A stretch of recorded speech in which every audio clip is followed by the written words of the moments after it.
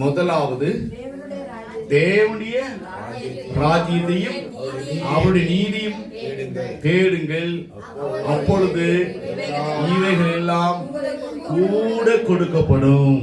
அல்லேலூயா. அப்ப முதலாவது நான் யாருக்கு கொடுக்கணும்? ஆண்டவருக்கு கொடுக்கணும், இடம் கொடுக்கணும். சோத்திரம். நான் என் இருதயத்தை, என் உள்ளத்தை ஆண்டவருக்கு கொடுக்கணுங்க. சோத்திரம். அல்லேலூயா. நம்ம ஆண்டவருக்கு நம்ம முதல் இடம் கொடுப்போமானால் நமக்காக யாவையும் கர்த்தர் செய்து முடிப்பார். அல்லேலூயா. அல்லேலூயா. அப்ப தேவன் நமக்கு செய்ய வேண்டிய ஒரு காரியத்தை எதிர்பார்க்கிறோம் அப்படின்னா நாம் அவருக்கு கொடுக்க வேண்டிய காரியத்தை முதலாவது கொடுப்போமானால் கர்த்தர் அதை செய்வார். அதான் சங்கீதம் 138 அதிகாரம் முதல் வசனம் வாசிங்க. அதே அதிகாரத்துல சங்கீதம் 138 என் முழு இருதயத்தோடும் துதிப்பேன், தேவர்களுக்கு முன்பாக உம்மை கீர்த்தனம் பண்ணுவேன். அல்லேலூயா. அந்த முதல் வசனம் சொல்லுது. அப்ப எப்படி முதல் இடம் கொடுக்கணும் அப்படின்னா உண்மை என் முழு இருதயத்தோடு துதிப்பேன். சோத்திரம். முதலாவது இடம். நான் முதலாவது என்ன செய்யணும்னா நான் என்ன பண்ணணும்? முதலாவது என்ன பண்ணணும்? முழு இருதயத்தோடு நான் என்ன பண்ணணும்? துதிக்கணும். அதுக்கு தான் எனக்கு பாட்டு பாடும்போது என் ரோஜா சொன்னேன், சத்தத்தை ஏதோ நான் சொல்றதுனாலும் பாடக்கூடாது, ஏதோ மைக் இருக்கிறதுனாலும் பாடக்கூடாது, மைக்கை கொடுத்தாதான் பாடணும், மைக்கை கொடுக்காடணும் அப்படின்னு இல்லை. தான் யார் அப்படின்னா பாஸ்டர் பிள்ளைங்க நான் அதுக்காக சொல்லக்கூடாது, உள்ளத்திலிருந்து பாடணும். சோத்திரம். அதுதான் மெயின். யார பாடுற? அப்பா திட்டு வாங்குறதுக்காக பாடல. சோத்திரம். அப்படி அதை பாடக்கூடாது. சோத்திரம். கர்த்தர் இருக்கிறார், தலைவர் உட்கார்ந்துக்கிறார், இன்னும் அப்படியே உட்கார்ந்துக்கிறார். கர்த்தரை கனம் பண்ணி பாடணும். சோத்திரம். நான் யார பாடுறேன், யார உயர்த்துறேன், ஏன்னா உங்களுக்கு இப்போதைக்கு தெரியாது, நாளைக்கு தெரியும். இப்போதைக்கு யாருக்குமே, சின்ன பசங்களுக்கு தெரியாது. எப்படியோ நமக்கு சாப்பாடு வருது, எப்படியோ நமக்கு ஆடைகள் வருது, எப்படியோ நம்ம நீட்டா போயிட்டு வரோம், எப்படியோ வரணும். உங்களுக்கு இப்ப தெரியாது யாருக்குமே. யாரா இருந்தாலும் சரி, பிரின்சிங் அப்படிதான், இவாஞ்சிங் அப்படிதான். எப்படியா தம்பி அண்ணன் மாதிரி எதை கொடுக்குறாங்க அப்படின்னு உங்களுக்கு தெரியும். உங்களுக்கு அண்ணன் மாதிரி கொடுக்குறான், அண்ணன் எப்படியோ கஷ்டப்படுறான், நாங்க இருக்கிறோம். உங்களுக்கு தான் எல்லாத்தையும் சொல்றேன். டோட்டலா பேர் சொல்றது தப்பா சொல்லக்கூடாது, எல்லாத்துக்கும் தான். அப்ப நம்ம ஆண்டவருக்கு நாம் ஒரே ஒரு காரியம் துதிக்கிறோம். அந்த துதியை என் முழு இருதயத்தோடு உள்ளத்தோடு நான் அவருக்கு முதலாவது என்ன பண்ணும்? துதியை நான் செலுத்தணுங்க. வேற எதுவுமே கிடையாது. சோத்திரம்.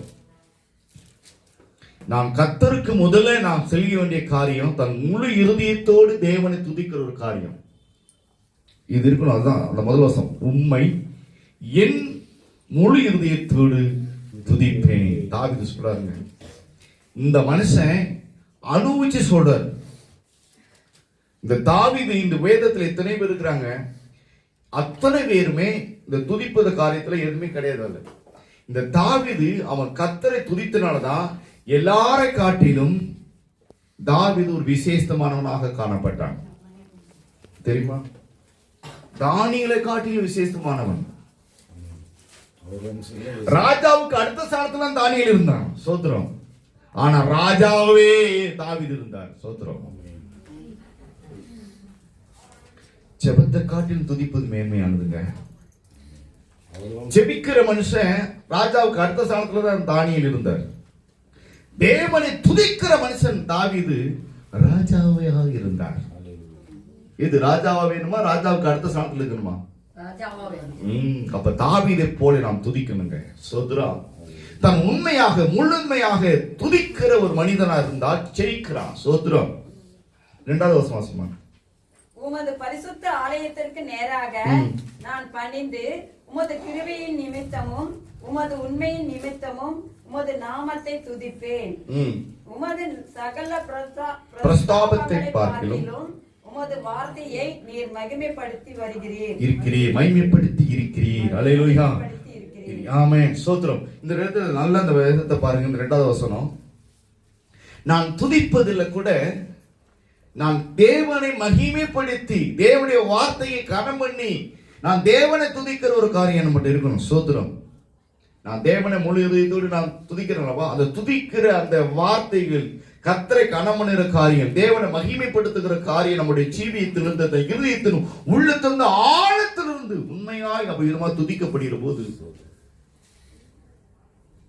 நான் தேவனுக்கு முழுமையாக இடம் கொடுக்கப்படுகிற போது, நாம் எல்லாவற்றிலும் ஜெயம் எடுக்க முடியும். பாருங்க, ஒரு மனிதன் புதிய ஏற்பாட்டுல சவுலா இருந்த மனுஷன் தான் பவுலா மாறினார்.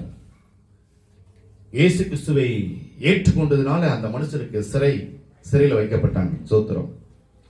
இயேசுவை பிரசித்த நிமித்தமா பிரசாவப்படுத்தினால சிறையில் வைக்கப்பட்டாங்க. இந்த பவுல் சிறையில் இருந்தா கூட, சிறை தேவனை, அவருடைய நாமத்தை, அவருடைய வார்த்தையை பிரஸ்தாபப்படுத்துவது நிமித்தமாய் இந்த பவுலுக்கு சிறை, இந்த சிறையில் இருக்கக்கூடிய சூழல், இந்த சிறையில் இருந்துகிட்டு கூட அந்த மனுஷன் என்ன பண்றான்? தேவனை, அவருடைய வார்த்தைகளை வைத்து துதிக்கிறான். சோதரம்.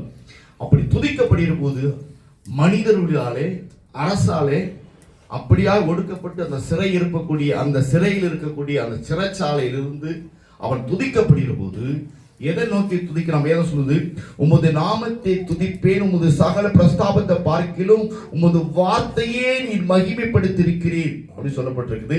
அது மேற்பகுதி ஃபர்ஸ்ட் பகுதி சொல்லுது, பரிசுத்த ஆலயத்திற்கு நேராக நான் பணிந்து, அல்லேலூயா, உமது பரிசுத்த ஆலயத்திற்கு நேராக நான் பணிந்து, உமது கிருபை மித்தமும் உமது மகிமையின் உண்மை மித்தமும். பொய்யான வசனிப்பு இல்லை. நம்முடைய தெய்வம் பொய்யான வசனிப்பு அல்ல. நம்முடைய தெய்வம் பொய்யான வசனிப்பா நம்ம வசனிச்சுட்டு இருக்கோம். அப்ப உண்மையை உணர்ந்து, தன் உண்மையான காரியத்தை உணர்ந்து, தன் இருதயத்தில் மனப்பூர்வமா தன் இருதயத்தில் உணர்ந்து, இந்த சவுல் சிறையில கர்த்தரை துதிக்கிறான். சோத்திரம். இவருக்கு சிறையிருப்புக்கு காரணம் தேவனுடைய வார்த்தையை பிரஸ்தாபப்படுத்தும் நிமித்தமாக அதுக்கு வந்த தண்டனை தான் சிறை. அந்த சிறையில கூட அவன் கர்த்தரை எந்த நிலையிலும், நான் ஆண்டவரே, நான் உங்களுடைய வார்த்தையை தானே பிரஸ்தாபப்படுத்தினேன், உங்களுடைய வார்த்தையை தானே பிரசங்கம் பண்ணேன், இதுக்கு தண்டனையில சிறையில வச்சுட்டேன்னு சொல்லி அவன் எந்த விதமான கலக்கம் இல்லை. அந்த நிலையில கூட, அப்படிப்பட்ட நிலையில கர்த்தரை மகிமைப்படுத்தி பிரஸ்தாபப்படுத்தி உயர்த்தி துதிக்கிறான். அப்படி துதிக்கப்படுகிற போதுதான் அந்த சிறைச்சாலையில் கதவுகள் திறக்கப்படுகிறது. அல்லேலூயா, அல்லேலூயா. என்னைக்கோ நல்லா புரிந்து கொள்ளுங்க, தன் இருதயத்தின் உள்ளத்திலிருந்து, ஆழத்திலிருந்து அந்த வார்த்தைகள் தேவனுடைய நாமத்தை பிரஸ்தாபப்படுத்துகிற வார்த்தையாக இருக்க வேண்டும். ஸ்தோத்திரம். நான் பாடி துதிக்கிறேன், நான் கர்த்தரை துதிக்கிறேன், அதுதான் சொல்வேன். நான் தன் உள்ளத்திலிருந்து வர வேண்டும். அதுதான் உண்மை. என் முழு இருதயத்தோடும் தன் உள்ளத்திலிருந்து வருகிற வார்த்தை தான் நம்முடைய சிறையிருப்பை மாற்றும்.